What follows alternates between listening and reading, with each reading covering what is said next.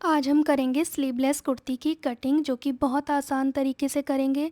Chest size इसका 39 रहेगा। Good morning guys, welcome back to my channel. तो आज पहले मैं आपको दिखाऊंगी कि 2-3 कुर्ते आए हैं सिलने के लिए और एक साड़ी का ब्लाउज़ सिलने के लिए आया है।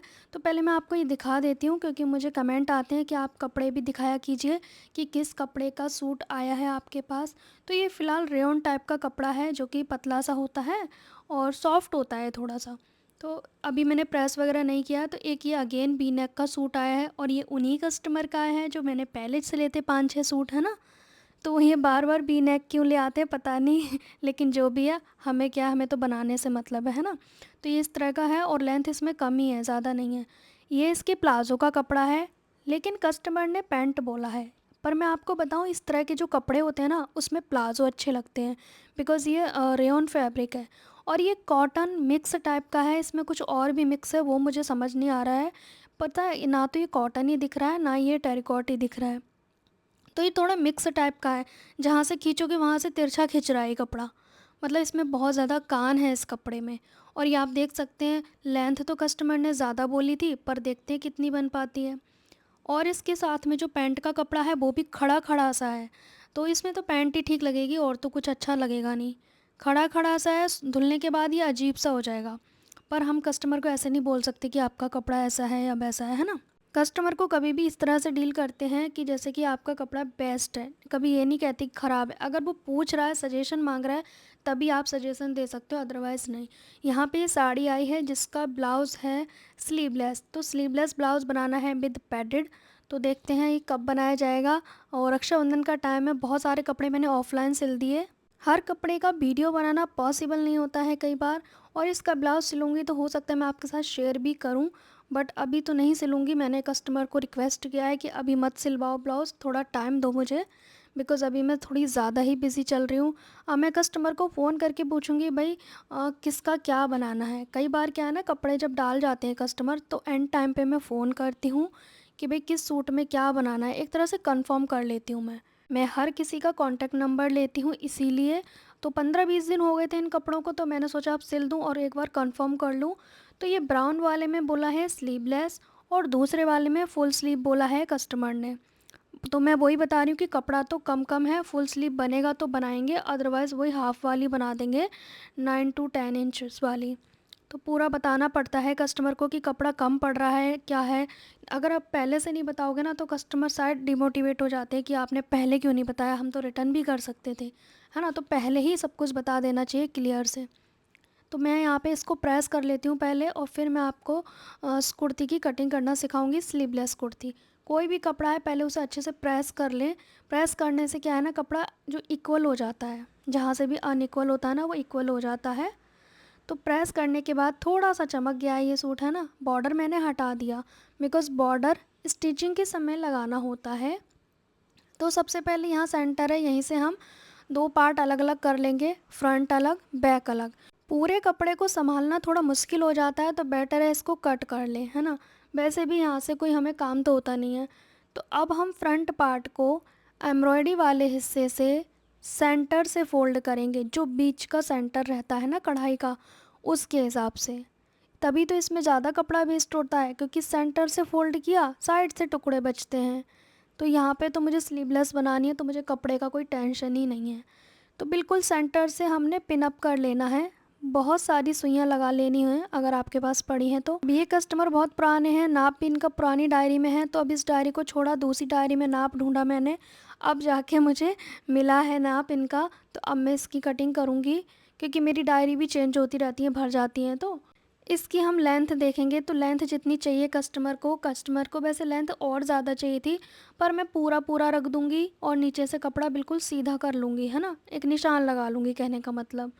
और तुरपाई के लिए हम अलग से फ़ोल्ड कर देंगे पट्टी, तो हमारी लेंथ पूरी पूरी बन जाएगी। इसमें कुछ भी फ़ोल्ड नहीं करेंगे। 15 इंच पे कमर लेंगे, ये हर कस्टमर का चेक करना है आपको। 22 इंच पे हिप लेंगे। मेरे कस्टमर की हाइट 5.25 है तो मैं उसके हिसाब से 15 पे कमर और हिप ले रही हूँ 22 पे। वैसे मैंने बॉडी मेज़रमेंट लेने का बहुत ही आसान तरीका शेयर किया है दोनों चैनल पे, तो आप किसी भी चैनल पे देख सकते हो। नेक की विड्थ मुझे 3 इंच रखनी है, पूरी ही रख दूँगी, ज़्यादा तो है नहीं। अब हमने शोल्डर पट्टी कितनी रखनी है स्लीवलेस में, जो आपकी मर्ज़ी है उतना रख सकते हो, 1 इंच, 2 इंच, 3 इंच। तो मुझे ना 3 इंच रखनी है पट्टी, ठीक है। तो मैं यहाँ पे 3.5 ले लूँगी। कहने का मतलब टोटल मेरा जो शोल्डर है वो 6.5 हो जाएगा। मेरे जो कस्टमर है ना, उनको ये पट्टी चौड़ी चाहिए, क्योंकि शायद उनको मतलब कुछ प्रॉब्लम है शोल्डर के पास, तो उन्हें चौड़ी पट्टी चाहिए ताकि वो निशान वगैरह उनका दिखे ना। तो इसलिए मैं 6.5 पे लगाऊंगी मार्क, और शोल्डर पट्टी 3 इंच की रेडी रखूँगी, ठीक है। नॉर्मली वैसे 5.5 5 रखते हैं जब भी पतली पट्टी रखनी है, 2 या 2.5 इंच की। उसके बाद आपको आर्मोल लेना है। तो ये बैक नेक इसका 3 इंच है, तो आर्मोल मैं इसलिए ज़्यादा ले रही हूँ क्योंकि शोल्डर डाउन करूँगी। 7 इंच पे मैंने आर्मोल ले लिया। ऊपर से 1 इंच में डाउन कर दूँगी, और कितना डाउन करना है फॉर्मूला चाहिए तो चैनल पे अपलोडेड है, मैंने तो अंदाजे से कर दिया बिकॉज एक्सपीरियंस है। 39 चेस्ट है तो 9.25 पे मार्क कर दिया। कमर हमारी 35 है तो 9.25। यहाँ पे मेन मैं आपको शोल्डर आर्मोल दिखा रही हूँ क्योंकि लेंथ वगैरह लेना तो सबको आता है। आप लोग कहते हो यहाँ पे ठीक से दिखाया करो, तो यहाँ पे नॉर्मली तो देखो फ्रंट क्रॉस है, हमारा फ्रंट का नेक डीप है, बैक का छोटा है। फ्रंट क्रॉस जो है कस्टमर का वो है 11, तो 1 इंच प्लस करेंगे 12 हो जाएगा, 12 का आधा 6। तो मैं यहाँ पे इस तरह से 6 कर लूँगी, मतलब एक तरह से हाफ इंच हमने अंदर की ओर कर लिया, ऊपर 6.5 नीचे 6। समझ आया आपको? क्योंकि ऊपर शोल्डर ज़्यादा लिया है, पर यहाँ पे ही ज़्यादा रखेंगे ना तो ज़्यादा हो जाएगा, इसलिए हाफ इंच अंदर की ओर ले लिया। अब हमने गोलाई कर देनी है। यहाँ पे ज़्यादा गहरी गोलाई ना करें, बिकॉज़ क्योंकि स्लीवलेस है तो दिखेगा अच्छा नहीं लगेगा, है ना। तो उस हिसाब से आपको गोलाई करनी है। तो बैक की करनी है 1.5 इंच पे, फ्रंट की करनी है 1 इंच पे, ठीक है। इस तरीके से ये हमारी गोलाई हो गई। आर्मोल आपको चेक कर लेना है अपने कस्टमर का, इस तरह से जितना आपको चाहिए उसका आधा होना चाहिए। टोटल कस्टमर का जो आर्मोल है वो 17 है, 17 का आधा 8.5 आना चाहिए, पर ये 9.25 आ रहा है, मतलब हमारा हाफ इंच ऊपर शोल्डर में भी तो जाएगा ना, तो हमारा 17 इंच कंप्लीट हो जाएगा। और अगर आपको बड़ा लग रहा है तो आप वो लाइन को ऊपर ले जाओ, जहाँ पे हमने आर्मोल का कोना बनाया उसे थोड़ा और ऊपर कर सकते हो, इस तरह से, है ना। तो अब हमने हिप का 4th पार्ट ले लिया, फिर हमने 2 इंच मार्जिन ले लिया। अब इसकी कटिंग कर देंगे। मेन इसमें आर्मोल शोल्डर के बारे में ही था। बैक नेक इसका 3 इंच का है, अगर आपको डीप रखना है तो आर्मोल 5.5 काफ़ी रहेंगे, शोल्डर भी 5.5 काफ़ी रहेंगे, ठीक है। अब बैक पार्ट के लिए कपड़ा फ़ोल्ड करेंगे, जितना ज़रूरत है उतना ही फ़ोल्ड करें। फ्रंट पार्ट की चौड़ाई के जितना चेक कर लेना है आपको, सेंटर से सेंटर मिला के रखना है, बस बराबर से कटिंग कर देंगे। यहाँ पे मैंने हाफ इंच एक्स्ट्रा कट किया है ऊपर शोल्डर की ओर, अभी मैं आपको दिखाऊंगी, ठीक है। बिल्कुल पास से मैं आपको दिखाऊंगी। यहाँ पे मैं हंस रही हूँ क्योंकि भजन चल रहे हैं उसमें, कथा में, और मेरे मन के भजन चल रहे हैं तो मैं खुश हो जाती हूँ। इस तरह से मन लगाया जाता है काम में। अब हमने बैक पार्ट जो एक्स्ट्रा लिया था वो आपको दिख रहा है, लेकिन शेप हमने वैसे ही कट करनी है जैसे फ्रंट पार्ट की है, मतलब डाउन भी गया है शोल्डर, तो सेम वैसा ही शेप लेना है ऊपर में भी। हमारा बैक पार्ट हाफ इंच बड़ा है, ध्यान रखना है आपको, बिकॉज बैक नेक छोटा है इसीलिए। यहाँ पे सेंटर पे कट लगाएंगे। नेक्स्ट जो वीडियो आएगा वो आएगा कि हमारा आगे का गला पीछे क्यों जाता है, सूट हो या ब्लाउज़ हो, ठीक है। तो पर्टिकुलर वीडियो आएगा। यहाँ पे हमारा आर्मोल फ्रंट का 9.25 आ रहा है, तो बैक का आप चेक करते हैं कितना है, हमें बराबर आना चाहिए।